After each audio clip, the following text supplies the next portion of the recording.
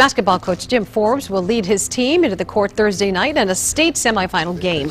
A win against Lancaster at the Alamo Dome would put the Eagles in the state championship game. 20 years ago, Forbes coached another Borderland team in the Final Four. Welcome back to ABC 7 at 6. I'm Miss De La Casa's ABC 7's Darren Hunt just sat down with the senior guard from the 1995 Riverside team. Darren continues our complete coverage.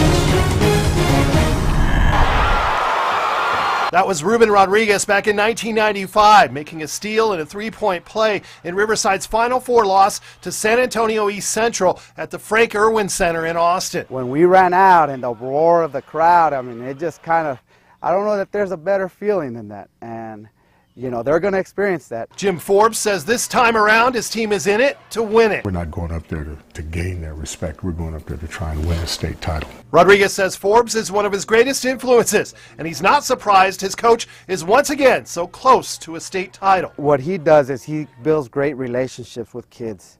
You know, he changes lives, and that's his priority. And when he went out there to the Northeast, I think his priority was to change the environment out there. Rodriguez said Forbes did the same at Riverside. He was a disciplinarian. You know, it was one day where we had practice at 5:30 every morning, and that door closed before 5:30, and we had a couple guys show up late, and discipline was to miss the game. And he was adamant about it, and we knew what our expectations were, and more importantly, we knew what our role was on that team. And even in defeat 20 years ago, the Rangers were winners. We never played in front of this many people. I don't know that people really understand the achievement that it was in '95, and obviously what it is now for Andrews High School. I mean, it's tough.